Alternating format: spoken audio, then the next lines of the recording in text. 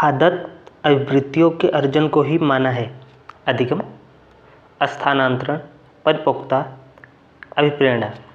कौन सा विकल्प सही हो जाएगा? तो ये हो जाएगा आपका अधिगम। आदत और अभिवृत्तियों के अर्जन को अधिगम माना गया है। तो हम चले जाएंगे विकल्प ए के साथ।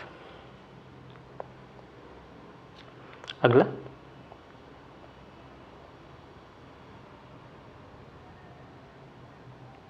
अधिगम को प्रभावशाली विधि है। अधिगम की कौन सी प्रभावशाली विधि है? अनुकरण द्वारा सीखना, करके सीखना, सामूहिक विधियों द्वारा सीखना या उपरोक्त सभी। तो ये सारी की सारी विधियाँ प्रभावशाली हैं। तो हम चले जाएंगे उपरोक्त सभी के साथ। विकल्प डी सही हो जाएगा। अगला, थ्योरीज ऑफ लर्निंग पुस्तक है, किसने लिखा है? वुडवर्थ ने लिखा है, थॉर्नडाइक ने, हिलगार्ड ने या क्रॉनबेक ने? किसने लिखा है? किसकी बुक है? तो ये हिलगार्ड की है। हम चले जाएंगे विकल्प सी के साथ। अगला,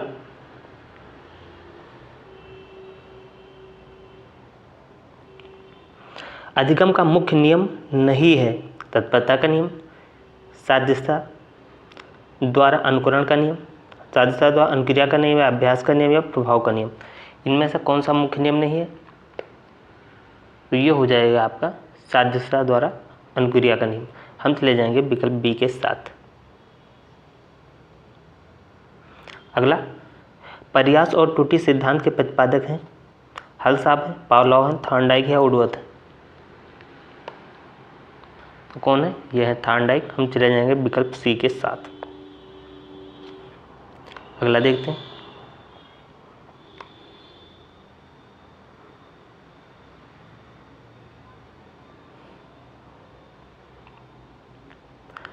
पावलोव ने अपने सीखने के सिद्धांत का प्रतिपादन किसके ऊपर प्रयोग करके किया है? कुत्ते पर प्रयोग किया है, बिल्ली पर, मेंढक पर या वनमानुष पर? तो ये प्रयोग किया है कुत्ते पर। हम चले जाएंगे विकल्प ए के साथ।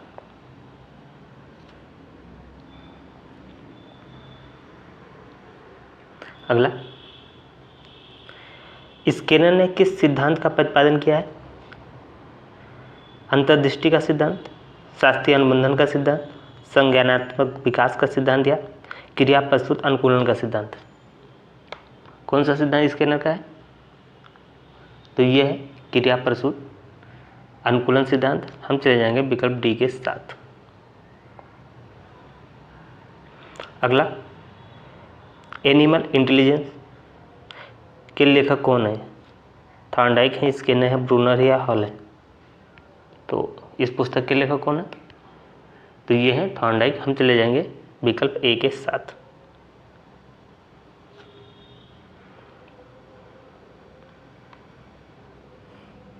अगला, थॉर्नडाइक ने दिया है प्रभाव का नियम, अभ्यास का नियम, तत्परता का नियम या उपरोक्त सभी नियम?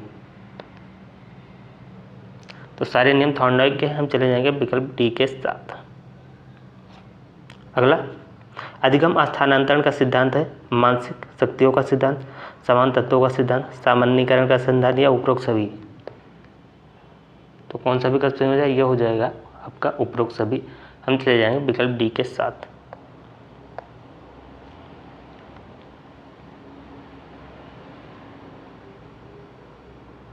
अगला,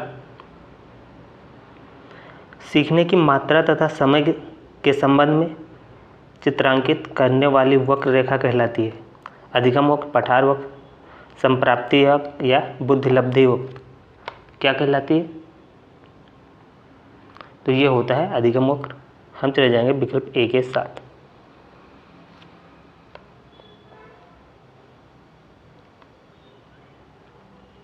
अगला, जब कोई बालक सीखने को तत्पर होता है तब वह चीज़ों को जल्दी से सीखता है। ये थॉर्नडाइक के सीखने के किस नियम के अंतर्गत आता है? प्रभाव का नियम, तत्परता का नियम, अभ्यास का नियम? इनमें से कोई नहीं। तो ये आता है तत्परता का नियम। हम चले जाएंगे विकल्प बी के साथ। अगला, सीखने के किस सिद्धांत के अंतर्गत व्यक्ति संपूर्ण परिस्थिति के प्रत्यक्षीकरण के आधार पर सीखता है? प्रत्यक्ष और भूल का सिद्धांत, संबद्ध प्रतिक्रिया का सिद्धांत, अनुकरण का सिद्धांत या अंतर्दृष्टि या सूझ का सिद्धांत। तो ये है आपका हो जाएगा सूझ का सिद्धांत। तो हम चले जाएंगे अंतर्दृष्टि या सूझ का सिद्धांत विकल्प डी के साथ। अगला, अभ्यास और अनुभव के द्वारा व्यवहार में होने वाला परिवर्तन कहलाता है अवधान, प्रेरणा, प्रतिकार या अधिगम। तो यह कहलाता है अधिगम। हम चले जाएंगे विकल्प डी के साथ। आगे देखते हैं। अगला हो जाएगा, थॉर्नडाइक ने सीखने से संबंधित मुख्य सिद्धांत कितने सिद्धांतों का प्रतिपादन किया? 5, 3, 4 या 6। मुख्य सिद्धांत कितने हैं? 3 सिद्धांत है। हम चले जाएंगे विकल्प बी के साथ।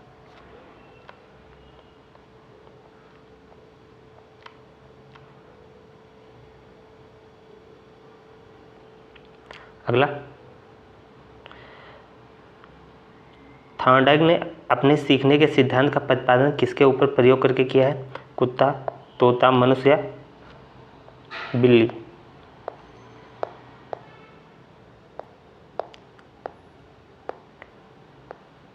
कौन सा विकल्प सही हो जाएगा? तो किस पे किया है? ये किया है बिल्ली पे। हम चले जाएंगे विकल्प डी के साथ। बिल्ली ऑप्शन क्या हो जाएगा? करेक्ट हो जाएगा। तो हम चले जाएंगे बिल्ली के साथ। अगला देखते हैं।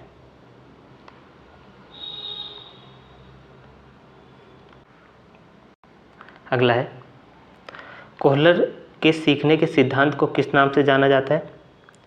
समग्रता का सिद्धांत, समग्र सिद्धांत, पूर्ण आकृति का सिद्धांत या फिर पुनर्वलन का सिद्धांत या उद्दीपन सिद्धांत या क्रियात्मक सिद्धांत। कौन सा विकल्प सही हो जाएगा? तो ये हो जाएगा पूर्ण आकृति या समग्र सिद्धांत। हम चले जाएंगे विकल्प ए के साथ। अगला, बालक की कोषों एवं पेशियों में समय के साथ साथ होने वाला परिवर्तन जिसके कारण वो एक निश्चित समय पर कोई कार्य कर सकता है कहलाता है परिपक्वता, अभिसरण, समंजन या प्रत्यक्षण। तो वो कहलाता है परिपक्वता। हम चले जाएंगे विकल्प ए के साथ।